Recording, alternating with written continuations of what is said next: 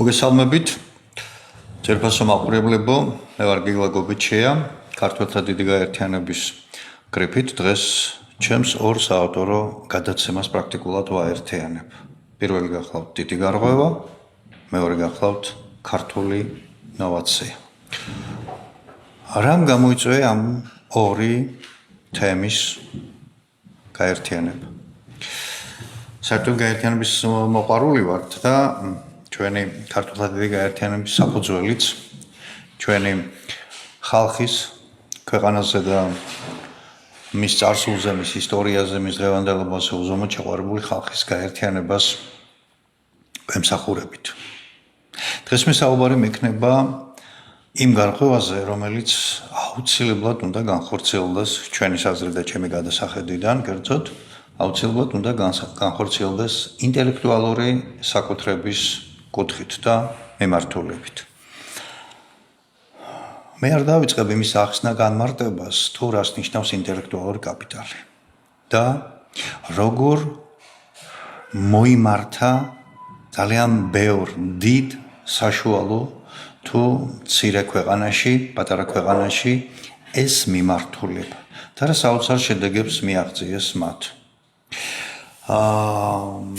მთელი ჩემი ჟურნალისტური საქმიანობა შემიძლია თამამად გითხრათ, რომ 4 წლოვანი ისტორია გამოჩნია, სტაჟი გამოჩნია, ასე ვთქვათ, და ამ ხნის მანძილზე ერთი კვირაც არ ყოფილა ისე, რომ მე ურთიერთობა არ მქონოდა ცნობილ ნოვატორებთან, გაუმგონებლებთან, შემოქმედ ხალხთან, კრეატიულ პიროვნებებთან, რომლებიც გარდა იმისა, რომ ქმნიდნენ ამ საოცარ გამოგონებებს, ამავე დროს ისინი ფიქრობდნენ მის ინდუსტრიალიზაციაზე, მის გავრცელებაზე და მის კაპიტალიზაციაზე. საბჭოთა ეპოქამ ისე ჩაიარა, რომ საქართველოს საბჭოთა სისტემაში, აი ვთქვათ, 15 მოკავშირე რესპუბლიკათა შორის ერთ-ერთი წამყვანი იყო ინოვაციების რაოდენობის თვალსაზრისით. თუმცა 90-იანი წლების ცნობილი მოვლენებიდან მოყოლებული ამან რადიკალურად დაბლა დაიწია. ამ მაჩვენებელმა რადიკალურად დაბლა დაიწია.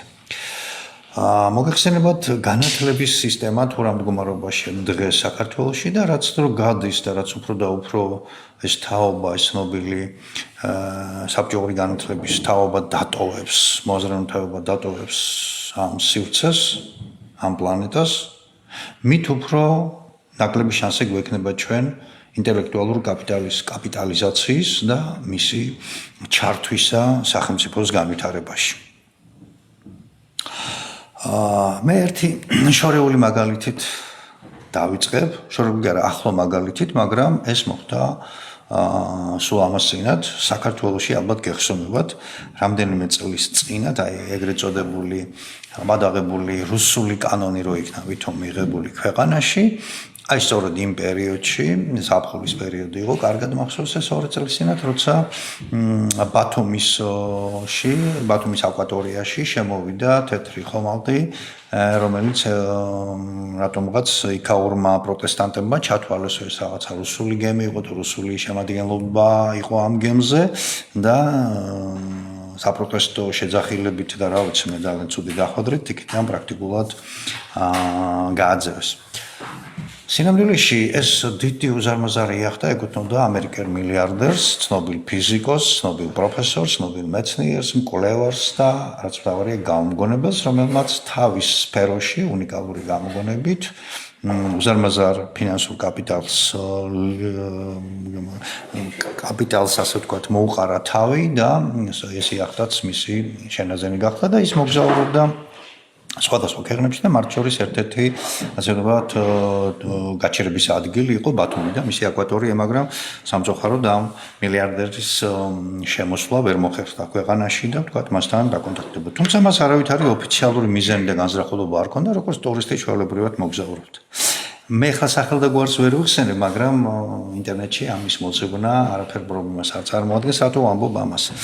ამ მილიარდერმა გადაწყვიტა, რომ თავისი კაპიტალი, ის რაც თავისი გამოგონებით და თავისი კვლევებით მოიპოვა, დაებანდებინა ისევ ნოვაციებში, ისევ გამოგონებებში და ამ მიმართულებით თანამოძმეთა წახალისებაში და საკმაოდ საინტერესო შედეგებს მიაღწია. მას განსაკუთრებით აინტერესებდა აუტიზმის წინააღმდეგ არსებული ასე ვთქვათ ნოვაციები, ანუ ის ნოვაციები, ის ნოვატორები, რომლებსაც შედეგები ჰქონდათ აუტიზმის მკურნალობაში.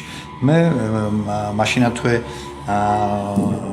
ჩემი ასოციაციის საქართველოს გამომგონებელთა ნოვატორთა და მკურნალთა ასოციაცია ლაზარუსის გრიფით ვცადე დავკავშირებოდი ამ პიროვნებას და მეცნობებინა მისთვის, რომ საქართველოში გვყავს ჩვენ ნოვატორები, რომელთაც აუტიზმთან ბრძოლაში საკმაოდ საინტერესო შედეგები გააჩნიათ. მართალია ეს ცალკეული შედეგებია, მაგრამ მის კაპიტალიზაციას, ასე ვთქვათ, და მის განვრცობას და მერე შემდგომში კაპიტალიზაციას წინ არაფერი არ დაუდგებოდ.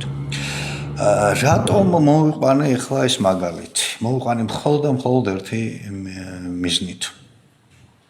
საქართველოში საბედნიეროდ ჯერ კიდევ ეს კასტა, ეს ფენა, ასე ვთქვათ, ეს ნაწილი საზოგადოებისა, გამომგონებლობისა, ნოვატორებისა ჯერ კიდევ საკმაო რაოდენობით გვყავს და ისინი წარმოადგენენ ქვეყნის ინტელექტუალურ, ასე ვთქვათ, ელიტას, რომელთაც შეუძლიათ ქვეყნის საერთო კაპიტალიზაციაში, ანუ ინვესტიციების მოზიდვაში უზარმაზარი როლი შეიტანა. ჩვენ რას ვაკეთებთ? ჩვენი სახელმწიფო რას აკეთებს ამ დროს? ჩვენი სახელმწიფოს ეს თემა პრაქტიკულად მეორე პლანზე აქვს გადაწეული და ერთადერთი მთელი ეს ასე ვთქვათ მექანიზმი ამ პრობლემის ამოფრისა არის ჩამოკიდებული სახელმწიფო ორგანიზაცია, რომელსაც ჯიტა ქვია და ვიცით ეს ჩვენ ოქროყანაში მდებარეობს. თუმცა ქართული ჯიტა არის გაურკვეველი ჰიბრიდული წარმონაქმნი ორგანიზაცია, რომელსაც ნაწილი ამერიკული მოდელიდან აქვს ნასესხები, ნაწილი ებრაული მოდელიდან აქვს ნასესხები და ასე შემდეგ და ასე შემდეგ.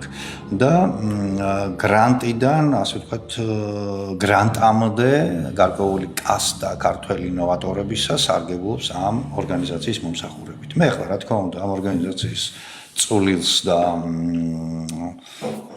არაფრით არ ვაკნინებ, მაგრამ ის ნაკლებ ეფექტურია და მინდა ვისაუბრო იმ ეფექტურ მეთოდებზე, რომელიც არსებობს მსოფლიოში და რომლის გამოყენებითაც, რომლის გადმოღებითაც ჩვენ შევძლებთ ქვეყნის განვითარებას ამ მიმართულებით და საკმაოდ დიდი კაპიტალის მოზიდვას. შევეხები ეგრეთ წოდებულ ესტონურ მოდელს, რომელიც საერთოდ სასწაული გახდა მთელი მსოფლიოსთვის. 1990 წელს მაგალითად ესტონეთში თუ მთლიანი შიდა პროდუქცია ერთ სულზე შეადგენდა $2,000-3,000 ფარგლებში, ეს იყო მაქსიმუმი.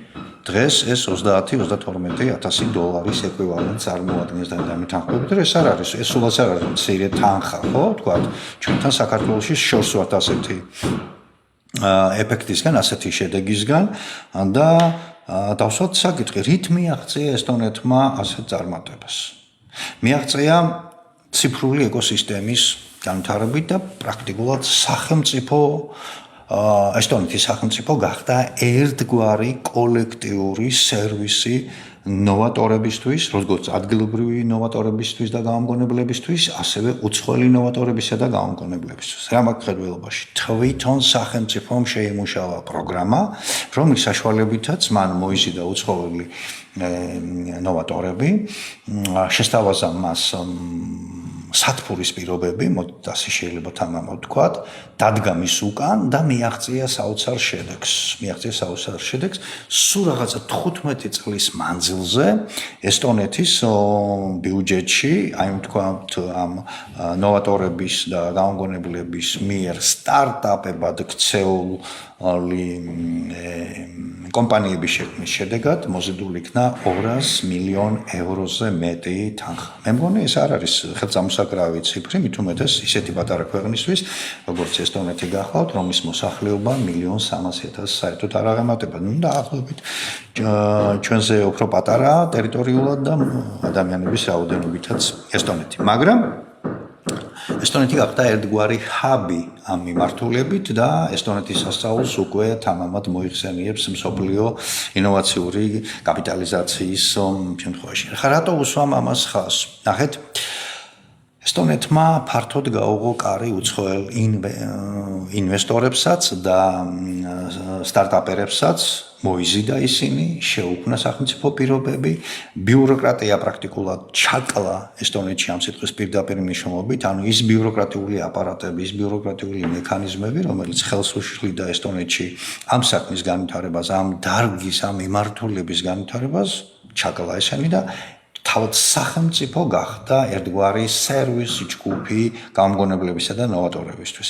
მათ მისცა იმის საშუალება, რომ სახლიდან გაუსულათ, სადღაც 10-15 მაქსიმუმ 20 წუთში კომპანიას დაერეგისტრირებინათ, ანუ სტარტაპ კომპანია მაკხედველობაში დაერეგისტრირებინათ კიდეც, განევითარებინათ და მთელი სახელმწიფო ინსტიტუციები მზად გახდათ იმისთვის, რომ მათ ეს ინტელექტუალური კაპიტალი აემუშავებინათ, დაენერგათ გაეყიდათ და ასე შემდეგ და შემდგომ ესტონეთი ერთგვარი ბაზარი გახდა ამისთვის. ეხლა ნახეთ, აი ამ სერვისის შეთავაზებით არაერთმა უცხოელმა სხვა სახელმწიფოს, თქვათ აზიის თუ ევროპის თუ სხვა სახელმწიფოების წარმომადგენელმა ნოვატორებმა და გამომგონებლებმა ისარგებლეს ძალიან კარგად და შუამავლის როლში გამოიყენეს ესტონეთის სახელმწიფო და მან მიაღწია ასეთ წარმატებას. რა მაქვს ახლა მთლიანობაში რა გვაქვს გასათვალისწინებელი ამ მიმართულებით. საქართველოს, როგორც ვთქვი, ჩემი გადაცემის შესავალში 80-იან, 70-იან, 60-იან, 80-იან წლებში გახდათ ერთ-ერთი წარმატებული ქვეყანა, წარმატებული რესპუბლიკა მთელ საბჭოეთში, სადაც ინტელექტუალური კაპიტალი საკმაოდ მაღალ დონეზე იყო განვითარებული და საკპატენტი წლის მანძილზე კოლოსალურ რაოდენობას აფიქსირებდა ოფიციალური პატენტების სახით და რაოდენობით. დღეს ეს მაჩვენებელი საკმაოდ შემცირებულია, როგორც ვთქვი, და არა იმიტომ, რომ მაინც და მაინც გამგონებები არ არის საქართველოში, არამედ იმიტომ, რომ სახელმწიფო ვერ დგას სათანადო მოწოდების სიმაღლეზე და ვერ უზრუნველყოფს ამ ხალხის ეფექტს, ამ კატეგორიის ხალხის ეფექტურ დახმარებას, აი დაახლოებით ისე, როგორც ეს არის შვეიცარიაში, როგორც ეს არის ისრაელში, როგორც ეს არის დიდ ბრიტანეთში, ამერიკის შეერთებულ შტატებში თავისთავად და როგორც ეს არის კანადაში. აი კანადაში მაგალითად ჯასტინ ტრუდომ, როგორც ქვეყნის პრემიერ-მინისტრმა, ამასინათ მიიღო საოცარი გადაწყვეტილება და მან პრაქტიკულად მთელი მსოფლიოდან დაპატიჟა ინოვატორული აზროვნების მქონე პიროვნებები, რომლებიც სასტარტაპო, ასე ვთქვათ, წინადადებას წარადგენდნენ და მის დანერგვას შეძლებდნენ კანადის ტერიტორიაზე, კანადის მასშტაბით და კანადის სახელით, მათ ყოველგვარი პირობები შეუქმნეს და ის ბარიერები, რაც ზოგადად არის კანადაში შექმნილი, რომ ამ ქვეყნის მოქალაქე გახდა, ეს აბსოლუტურად მოუხსნეს ყველაფერს. მე ვფიქრობ, რომ ამ მოდელების და დავასახელებ ისევ ამ ქვეყნებს, დიდი ბრიტანეთის, შვეიცარიის, ისრაელის, ამერიკისა და კანადის და ესტონეთი უკვე ვახსენე თავისთავად, ამ ქვეყნების მოდელების კარგად შესწავლით და გამოყენებით საქართველოს აქვს საშუალება, რომ მთლიანი შიდა პროდუქციის რაოდენობა ერთ სულ მოსახლეზე რადიკალურად გაიზარდოს, ძალიან მაღალ დონეზე ავიდეს და ჩვენმა ქვეყანამ ამ მიმართულებით სერიოზული ფინანსები მოიპოვოს. რატო უსვამ ხალხს ახლა ამას და რატო გადავწყვიტე ამ თემის წამოწევა წინა პლანზე? იმიტომ, ჩემო ბატონებო, რომ საქართველოში ვხედავთ რა პროცესები დაიწყო ბოლო ხანებში. ხელისუფლებამ დაიწყო ქვეყნის ყველაზე მთავარი რესურსის გაყიდვა ისე, რომ ქართულ საზოგადოებას, ქართულ ხალხს არაფერს არ ეკითხება. თითქოს მიისაკუთრეს ქვეყანა, მისი ჯერისეული რესურსი, ყველაფერი და ისე უპრაგონოდ ყიდიან ამ ყველაფერს, ისე რომ ხალხს, საზოგადოებას არაფერს არ ეკითხებიან. ამ დროს კაპიტალის, ასე ვთქვათ, მოზიდვა, უცხოური კაპიტალის მოზიდვა და მხოლოდ იმით, რომ საკუთარი მიწა-წყალი გაყიდო, არა ეფექტურია და არაფერ შედეგს ეს არ მოიტანს. ეს ჩვენს ქვეყანას დააზიანებს და ქართველთა დიდ გაერთიანება ერთ-ერთი პირველთაგანი გახდათ, ვინც ამ პრობლემაზე ხმა მოიღო. მივიდა ყველგან, სადაც საჭირო იყო და სადაც კი დაძახების გარეშეც კი მივედით, ვინც ეს თემა გააპროტესტა. მე რატომ უსვამ ახლა ამას ხალხს და რატომ მომყავს ეს პარალელი? იმ ყბადაღებული 6.6 მილიარდი დოლარიდან პრაქტიკული ფული, ასე ვთქვათ, კაპიტალი ქვეყანაში არ შემოდის 2.200.000-ზე მეტი დოლარის სახით, ხო? ესეც მაქსიმუმ შემთხვევაში ისიც მხოლოდ მოზიდვა უნდათ და თუ მოჰამად ალაბარმა და მისმა კომპანიამ ისეთივე საეჭვო რეპუტაციული სქემები არ ამუშავა, როგორიც ამუშავა ბელგრადში, ბელგრადის სანაპიროს პროექტში, როგორც ამუშავა დურუსის პორტის მაგალითზე, ალბანეთში, როგორც მაშინ ინდოეთში და ასე შემდეგ და უამრავი მომჩივანი ყავს, უფრო მეტი მომჩივანი ყავს მოჰამედ ალაბარს, ვინემ, ასე ვთქვათ, კმაყოფილი პერსონაჟი, კმაყოფილების დონე საკმაოდ დაბალია. რატო ვამბობ? 20 წლიან გათვლებზეა მოჰამედ ალაბარის ყველა პროექტი გათვალისწინებული. ესე იგი, ნახეთ 20-30 წელი საქართველო უნდა ელოდოს, შესაძლოა ყველაფერს თავი დავანებოთ, მე დამამცირებლად მიმაჩნია მაგალითად, როგორც რიგით ადამიანს, რიგით ქართულს და რიგით პუბლიცისტს, დამამცირებლად მიმაჩნია ძალიან ის პირობები, რაც დაიდო 33% 67-ის საპირწონე და ამაში არის ქართული მხარე ჩადებული აქ მიწა განუმეორებელი რესურსი, რომელიც გააჩნია ჩვენს ქვეყანას და ეს მიწის რესურსი თანდათან შაგრინის ტყავივით გველევა. და ამ დროს სახელმწიფო საერთოდ არ ფიქრობს, მარტო ჯიტას იმედად აქვს დატოვებული ინოვაციების გზა, ინოვაციების მეთოდი და მე ხალხი უნდა გაუსვა ამ ჩემი 40 წლიანი მუშაობის მანძილზე რა საოცარი ხალხი გვყავდა, რა საოცარი კაპიტალის შემოტანა შეიძლებოდა ოდნავ მეტი ყურადღება რო გამოიჩინა ამ 33 წლის მანძილზე საქართველოს ნებისმიერ ხელისუფალს. ხელმძღვანელობაში შევარდნაძის, სააკაშვილის და თავად ივანიშვილის ხელისუფლება. სხვათა შორის თავს მივცემ უფლებას და გავიხსენებ ერთ დეტალს, როცა ივანიშვილი ჯერ კიდევ ჩრდილში იმყოფებოდა, ასე ვთქვათ, არ ჩანდა ასპარეზზე, მაგრამ მისი გვარსახელი მეტნაკლებად ფიგურირებდა, როგორც ბიზნესმენის და როგორც ქართველი მილიარდერის. სწორედ იმ პერიოდში ჩემი ასოციაციის გრიფით ჩვენ მას გავუგზავნეთ პატრიარქის მოთხოვნით, ადასტურებ ამას, საქართველოს პატრიარქის მოთხოვნით და მისი ინიციატივით გავუგზავნეთ ერთ-ერთი დიდი ინოვაცია, ეგრეთ წოდებული ტესლას გენერატორი, რომელიც ავტორი გახლდათ ტარიელ კაბანაძე, ცნობილი გაუმგონებელი, რომელთან მუშაობაში მე დაახლოებით 8 წელი შევწირე და ჩვენ უამრავი შეხვედრა გვქონდა როგორც უცხოელ, ისე ადგილობრივ პარტნიორებთან, ინვესტორებთან, ვენჩურულ ინვესტორებთან, მაგრამ სამწუხაროდ შედეგი არ დადგა. და საჩხერიდან მაშინ ბატონი ბიძინა საჩხერეში ცხოვრობდა, სისტემატურად იქ არ გამოდიოდა და ჩვენ მალე მოგვივიდა პასუხი, რომ ეს ძალიან საინტერესო ინოვაცია იყო, მაგრამ მისი განხორციელების დრო არ იყო, იმიტომ რომ სოფლიოს ნავთობ მაგნატები და ნავთობ მაფია ამის საშუალებას ჩვენ არ მოგვცემდა. საუბარი იყო პატარა 6 კილოვატის სიმძლავრის ეგრეთ წოდებულ დანადგარზე, რომელიც დენს ენერგიას მიიღებულობდა, ვთქვათ, სულ სხვა არხებით, ყოველგვარი საწვავის და კიდე რაღაცა რესურსების გარეშე.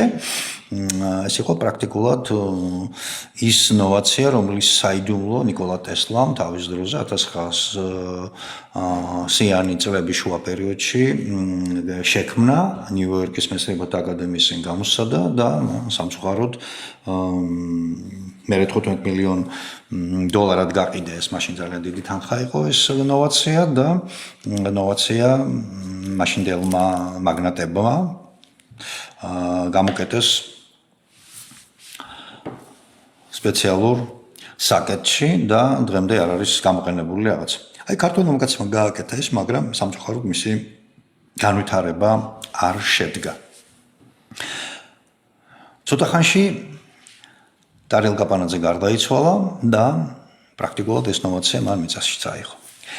მე არაერთი ადამიანი ვიცი საქართველოს მასშტაბით, რომლებმაც სტრატეგიული მნიშვნელობისთვის ვიმეორებ ჩვენი ქვეყნისთვის სტრატეგიული მნიშვნელობის ნოვაციები და გამოგონებების საიდუმლო წაიღეს იმ ქვეყნად. მათ სახელმწიფომ საერთოდ არ მიაქცია ყურადღება. ეხლა რომ შევკრიბოთ ეს თანხა და ეს გამოუყენებელი რესურსები ხო ძალიან დიდ მასშტაბამდე მივალთ.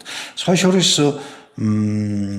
რახან ვახსენე მე ჩემი ერთ-ერთი ნოვატორის ეს ბედი დარიელ კაპანაძეს, აქვე შემიძლია თქვა მეორე მაგალითი საქართველოს ტექნიკური უნივერსიტეტის პროფესორი, წონებული ლია ბუკუჩავა, ქიმიკოსი ტექნოლოგი, არაერთი ნოვაციის და გამოგონების ავტორი გახდა. ისე წავიდა ამ ქვეყნიდან, რომ ასაც არავინ არ შეუწყო ხელი და ეს მაშინ, როცა ამ ქალბატონს ჩინეთში შენონის უნივერსიტეტი სთხოვდა ოჯახთან ერთად 90-იან წლებში ჩასვლას და იქ ცხოვრებას ფანტასტიკურ პირობებს პირდებოდნენ ჩინეთში. მაგრამ ქალბატონმა ლიამ, როგორც ჭეშმარიტმა პატრიოტმა ადამიანმა, არც საქართველო დატოვა, არც ოჯახი მიატოვა და ისე აღესრულა და ისე წავიდა ამ ქვეყნიდან, რომ თავის ნოვაციების განხორციელებას ვერ მიეღწია.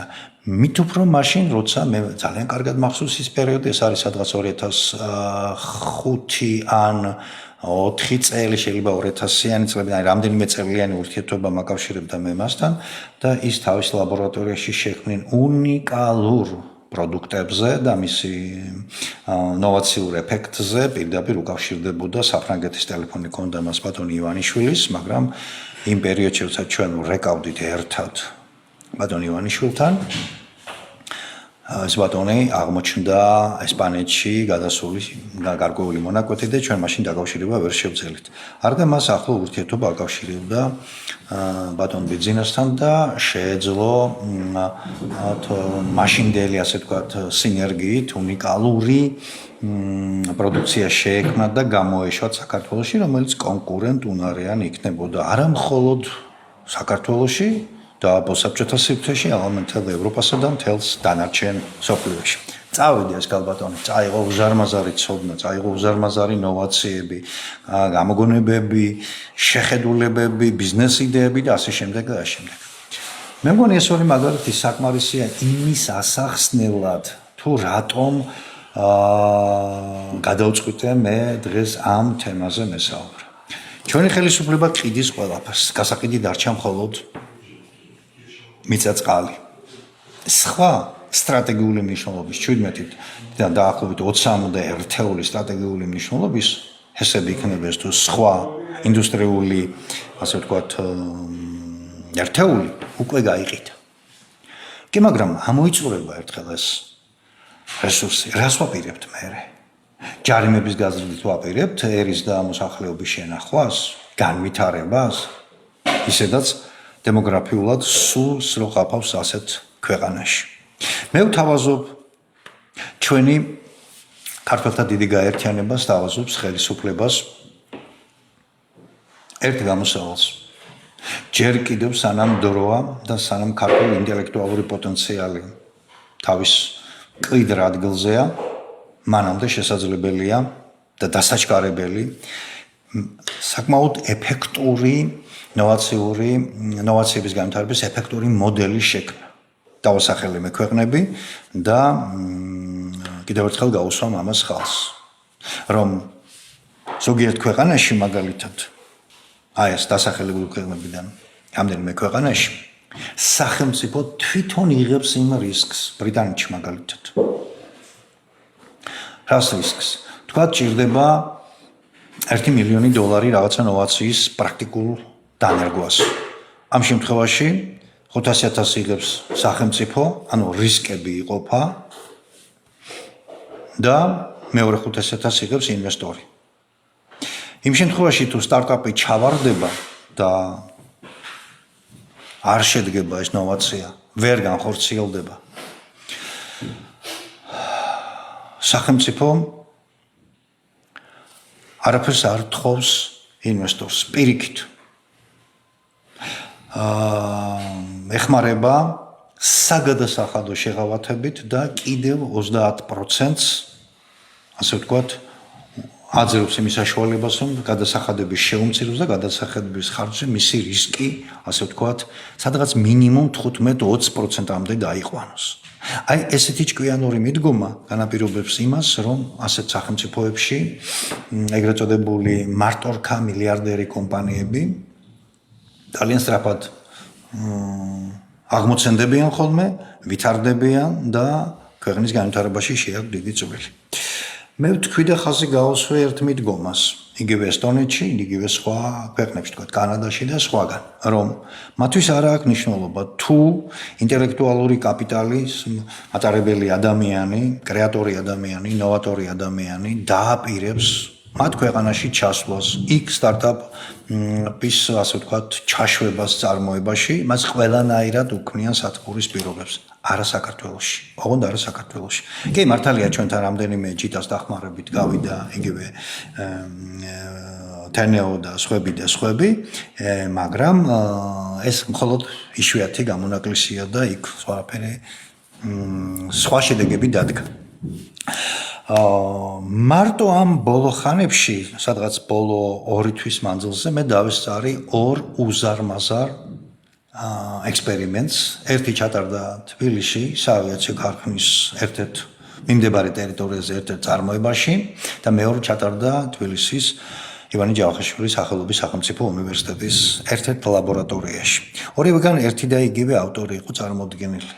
თქვენ წარმოიდგინეთ, რომ ეს ავტორი გახლავთ არა ქართველი, არამედ ჩვენი მეზობელი ქვეყნიდან, კერძოდ ჩეჩნეთიდან, ტექნიკურ მეცნიერებათა დოქტორი, პროფესორი, თავის დროზე ჯოხარ დუდაევის თანაშემწე, იმ დროს როცა ჩვენი პირველი პრეზიდენტი ზვიად გამსახურდია, იქ აფარებდა თავს ჩეჩნეთს, გროზნოს და ჯოხარ დუდაევის, ასე ვთქვათ, გვერდით იმყოფებოდა, აი სწორედ იმ პერიოდში ბატონი რამზან გოიტიმიროვი იყო გახლდათ ჯოხარ დუდაევის თანაშემწე აი ამ ტექნოლოგიებისა და ნოვაციების სფეროში და მას ჰქონდა თავისი მიმართულებები. აი ამ კაცმა შექმნა უნიკალური, სრულიად ახალი ტიპის გამოგონება, რომლის თაობაზეც მე უფრო დაწვრილებით ცოტა მოგვიანებით მოგახსენებთ მე სხვა გადაცემაში, როცა მის ქართველ თანა ავტორებს, ასე ვთქვათ, თანა ავტორებს კი არა, აი თანა მოძმეებს, თანა მოსაქმეებს, თანა პარტნიორებს და მხარდამჭერებს, კომაგებს მოვიწვევ სტუდიაში და ესეთი მე არაერთი ვიხილე, მაგრამ განსაკუთრებით მინდა აღვნიშნო ბატონი ნუგზარ შავთვალაძის, ჩვენი ინჟინერ-გამომგონებლის საქართველოს დამოუკიდებლობის აქტზე ხელმომწერი პიროვნების როლი და დამსახურება, მისი აქტიურობა და მან ის ამ ორივე, რა ქვია, იმას ღონისძიებაზე ბრძანდებოდა და მე ხელთ მიმყრია ეხლა ეს გამოგონება, მისი აღწერილობა ტექნიკური, რომელსაც ქვია მწვანე მუხრუჭი. ეს არის ახალი ბრეკერინგის მოწყობილობა, მშრალი ხახუნის გარეშე, სამუხრუჭი ხუნდების გარეშე, ახალი დარღვევის პრინციპში, რომელსაც ქვია 3R-ში. ეს მისი გამოგონება რეგისტრირებულია მსოფლიოს 50 ქვეყანაში. უბრალოდ ხო არ არის მსოფლიოს 50 ქვეყანაში არეგისტრირებული და როგორც ბატონი რამზანი ბრძანებს,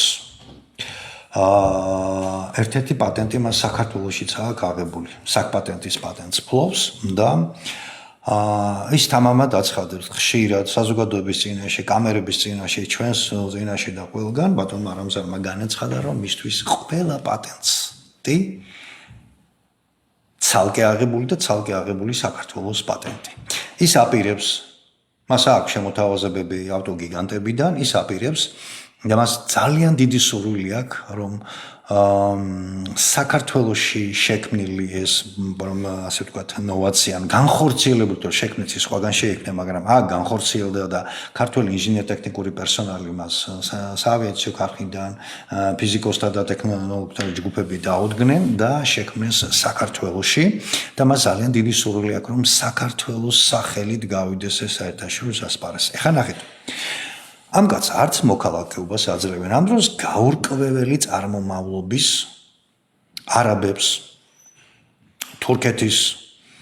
თურქებს პაკისტანელებს, ჩინელებს და სხვა ვიღაცებს, ვისაც ხელისუფლება დღევანდელი თუ წინა ხელისუფლება თუ იმის წინა ხელისუფლება ჩათვლიდა საჭირო და დღეღამეში ანიჭებდნენ აძლევდნენ საქართველოს მოქალაქეობას. ეს კაცი ითხოვს და მას უნდა რომ ეს სტარტაპი მისი თქვა სტარტაპის ფორმით იქნება თუ რაღაცა შეიქმნას კომპანია და გავიდეს მსოფლიო მასშტაბით. რა დარგშია ახლა ეს ნოვაცია მისაღები და მე ამას კიდე მეორეს მივაბამ და მარტო ამ ორი ნოვაციის ურთიერთდაკავშირებული ნოვაციის მაგალითზე ვეთყვი ჩვენს ხელისუფლებას რომ თუ ამ ორ ნოვაციას მე სხვებზე აღარ ვლაპარაკობ ამ შემთხვევაში სხვებზე სხვა დროს მექნება საუბარი დაუდგებიან გვერდით რამხელა კაპიტალიზაცია შეიძლება საქართველოში მოხდეს რამხელა კაპიტალი შემოვიდეს და რამხელაზე შეივსოს ბიუჯეტი საუბარი ეხება ავტოინდუსტრიაში მოგეხსენებათ თქვენ სამოხურჭე ხუნდები, ასე ვთქვათ, ეგრეთ წოდებული კალოტკები, ერთ-ერთი წამყვანია და ერთ-ერთი აუცილებელი რომ რაღაცა ტექნიკურ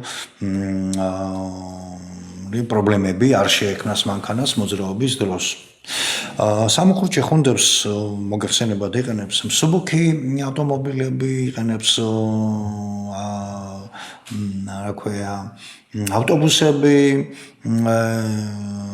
მძიმე ტრაილერები, სათვრთო მანქანები, გემები, მატარებლები და ასე შემდეგ, ხო? და თითეული, ვთქვათ, სამოხურჭე ხუნდის, ანუ კალოტკის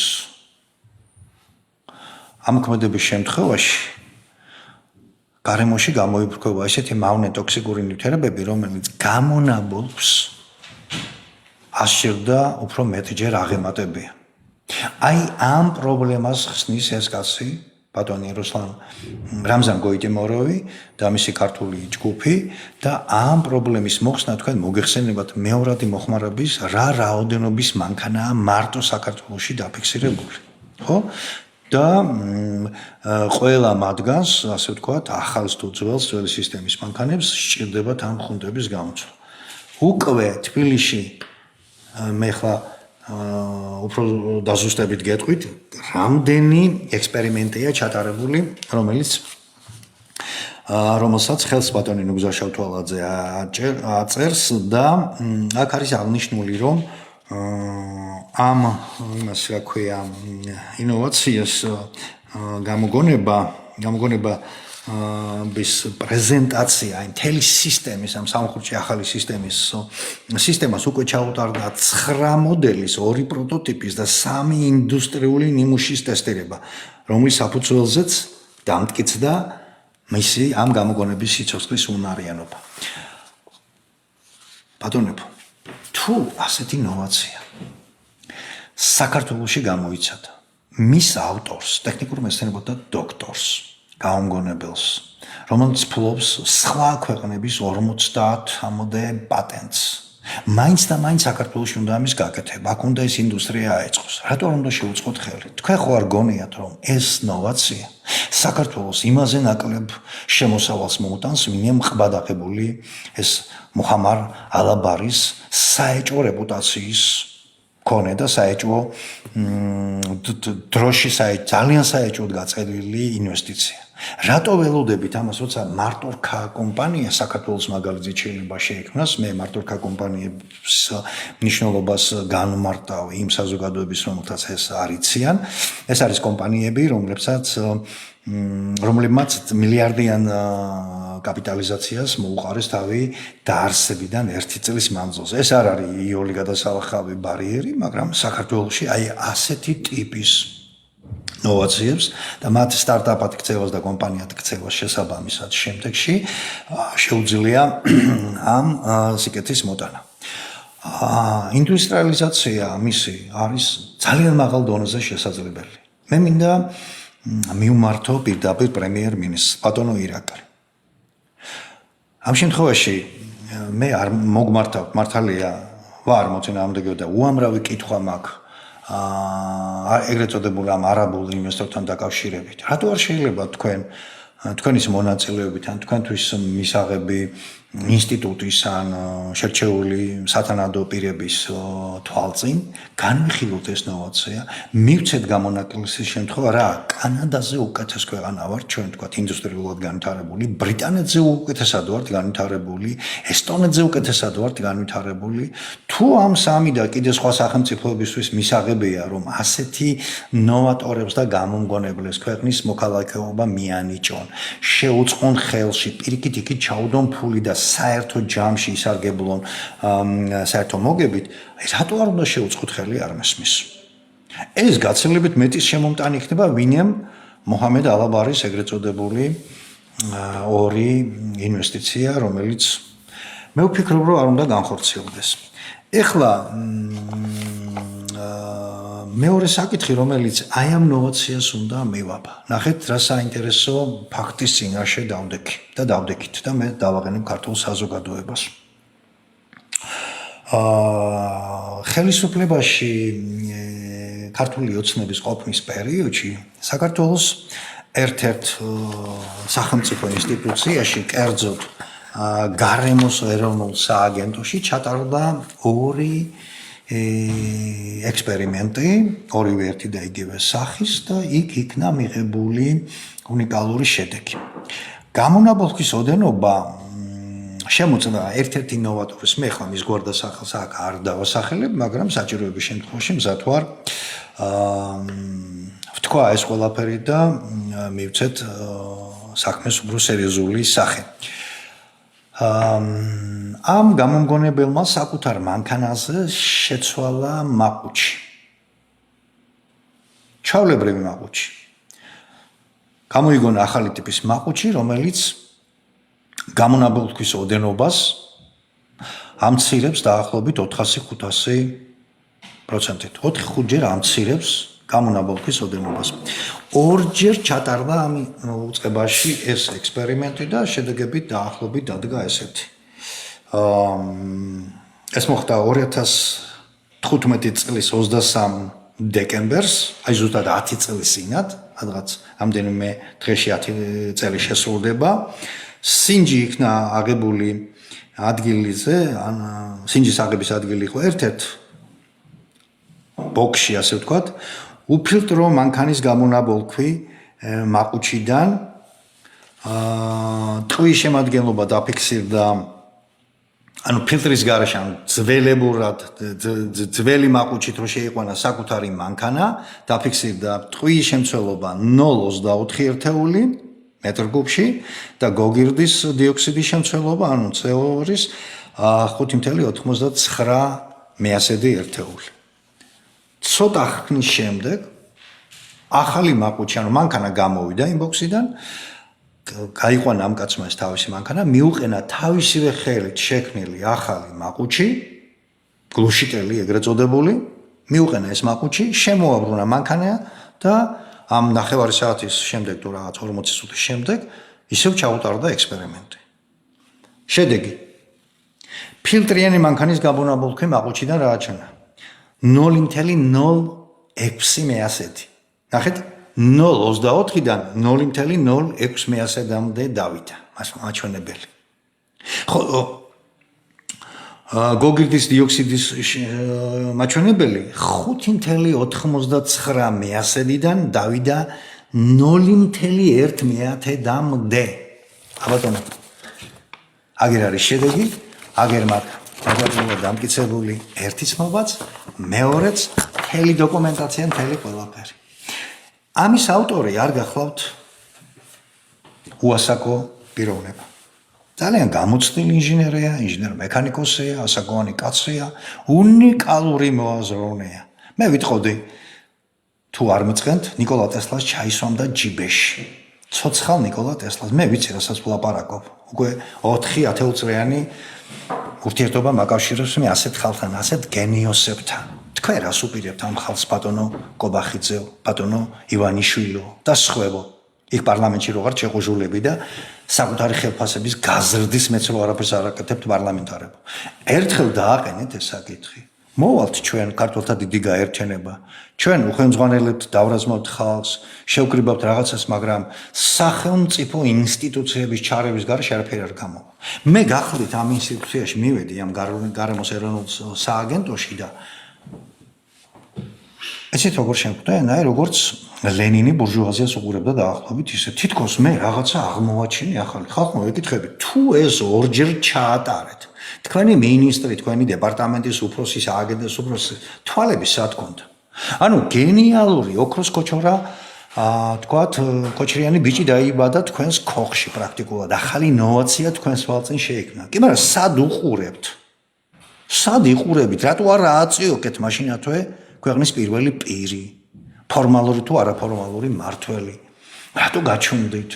არ არის ეს გადატრიალება? აი ნახეთ, ორი ერთმანეთთან ავტოინდუსტრიაში, მთელი მსოფლიოს მასშტაბით ავტოინდუსტრიაში უზარმაზარი გადატრიალების და გარღვევის პოტენციის მატარებელი ინოვაცია, რომელთა ერთმანეთთან დაკავშირება შესაძლებელია და აქ რაღაცა კოალიციის შემთხვევაში უნიკალური კომპანიის შექმნა შეგვიძლია საქართველოში. და ამ დროს თვალებში შევციცინებ და ხელებს უკოცნით გაურკვეველი რეპუტაციის მქონე იმებს აქვია უცხოელი ინვესტორებს, რომელთაც მიწის ყიდვის მეტი და აქ რაღაცების წამოჭიმვის გარდა მეტი არაფერი არ აინტერესებთ, არაფრის ჩადება არ უნდათ. თქვენ რა გონიათ, ასეთ ნოვაციებს ვინმე იტყვის უარს? იმ შემთხვევაში თუ მის უკან სახელმწიფო დადგება, როგორ ბრიტანეთის სახელმწიფო უწყებების პირველმა პირებმა, კანადის პირველმა პირებმა თუ ინებეს და ასეთ ნოვაციებს დაუდგნენ და სპეციალური სახელმწიფო პროგრამა შექმნეს, თქვენ რა გჭირთ? თქვენ რატო არ აკეთებთ ამას? მე მართალია კრიტიკულად საუბრობ ეხლა, მართალია საყდურობთ ეხლა, მაგრამ არასოდეს არ არის გვიან. ეხლაც ამ წუთშივე, ამ გადაცემის შემდეგ შეგიძლიათ დაინტერესდეთ, დაგვიძახოთ, შეგახვედრებთ ამ ჯგუფებს, მოусმინოთ, გავაკეთოთ პრეზენტაცია მეცნიერებათა აკადემიაში, სხვაგან, სადაც გნებავთ იქ, შევჯერდეთ, შევთანხმდეთ, მინიმალური ინვესტიციით შეიძლება ამის გამოშვება და გაკეთება და გაგზავნა მსოფლიოს მასშტაბით. ანუ ეს იქნება რეალურ ეკონომიკაში ჩადებული ფული და არა პარაზიტულ ეკონომიკაში, როგორიცაც ტურიზმი წარმოადგენს. ხელზე მოსამსახურებად გვიყურებენ განვითარებული ქვეყნები და მისი მდიდარი წარმომადგენლები ჩვენ. და ამ დროს ქართული ინტელექტუალური პოტენციალი ილევა ჩვენს თვალზე ხელშუა და გასმარცის რა მომავალი ელოდება. იცით რამდენი ნოვატორი, რამდენი გამომგონებელი, აი ბოლხმაზე მიტირია, ხავილით, ბღავილით მიტირია ესე გამიცილებია ამ ქვეყნიდან. მე არ მწვენი ამ სიტყვას რო ამბობ. მე ვიცოდი მათი ფასი. მაგრამ სამწუხაროდ ჩემმა სამშობლომ კი არა, ჩემი სამშობლოს უზურპატორმა სამმა ხელისუფლებამ არცის მათი ფასი. არც ეხლა იციან და არც აინტერესებთ არაფერი. იმიტომ რომ გონება მათი იწრო იარს ან შეგნებული მტრები არიან ჩვენი სახელმწიფოს განვითარებისას. პრაქტიკულად ამით მინდა დავამთავრო ჩემი სათქმელი. ინტელექტუალური კაპიტალი, ბატონებო, ძალიან სერიოზული კაპიტალია, რომელთაც 21 საუკუნეში უზარმაზარი ფული კეთდება, უზარმაზარი წარმატების მიღწევა შეიძლება და განვითარება შეიძლება. რატო არ უნდა გამოვიყენოთ ეს რესურსი? ჯერ კიდევ არის და აი უამრავი მაგალითი მაქვს, უამრავი დოსიე მაქვს იმ ადამიანებისა, რომელთაც მცირე, საშუალო და გრანდიოზული, ანუ სტრატეგიული მნიშვნელობის ნოვაციების განხორციელება შეუძლიათ თუ კი მათ უკან სახელმწიფო დადგება. ჩვენ მზად ვართ ქართულთა დიდი გაერთიანების გრიფით დაუდგეთ ქვეყანას გვერდით და ავამოქმედოთ ის რესურსი, რომელიც ფასდაუდებელია. თუ არა, დრო მაინც თავისას მოიტანს, სადღაც 2-3 ათეულ წელიწადში ეს თაობა, ეს ველი მოსუფთავდება და მერე მეყოლეთ კარგად. აი ამ ლომაია რანკევიჩების და ამათი ხროვის მიერ შექმნილი განათლების სისტემა ასეთ ადამიანებს უკვე ვეღარ დაბადებს. თაობა შეიცვალა და ეს თაობა, ეს უკანასკნელი მოხიკანი თაობა გამომგონებლებისა და ნოვატორებისა თუ წავა, მე არაფერი არ იქნება. პირადად მე ორი პატენტირებული ნოვაციის ავტორი გახლავართ და ორი კიდე ახალი მზადდება და ძალიან კარგად ვიცი თუ როგორ შეიძლება მისი გამოყენება, აი დაახლოებით ისეთივეა, როგორიც მარტორქა არაერთ კომპანიას აქვს მიღწეული. მაგრამ უბედურება ის არის, რომ ჯიტაში რო წარმოადგენთ ასეთ რაღაცებს, იქ რაღაც ეჭვის თვალით უყურებენ ყველაფერს, იქ იმ წერეში თუ არ ხარ ჩარეული და გახვეული და მათი ასე ვთქვათ მათთვის მიღებული პერსონა არ ხარ, შენთვის ყველა გზა არის დაკეტილი. სულ ეს მინდოდა მეთქვა. მოიხედეთ ბატონებო აქეთ ქვეყნის მმართველებს მიმართავ და ცოტა სერიოზულად მიუდექით ამ საქმეს. და რა ისე, რომ ჯიტა შექმენით და იმის იქით არაფერს არ იყურებით, არაფერს არ ეძებთ და არ სწავლობთ იმ მოდელებს, რომელიც ჩვენზე ბევრად განვითარებულ ქვეყნებს აქვთ. დიდებსაც და პატარებსაც. მე ამის მაგალითები უკვე მოგახსენეთ. მადლობა ყურადღებისთვის. კარგად ბრძანდებით.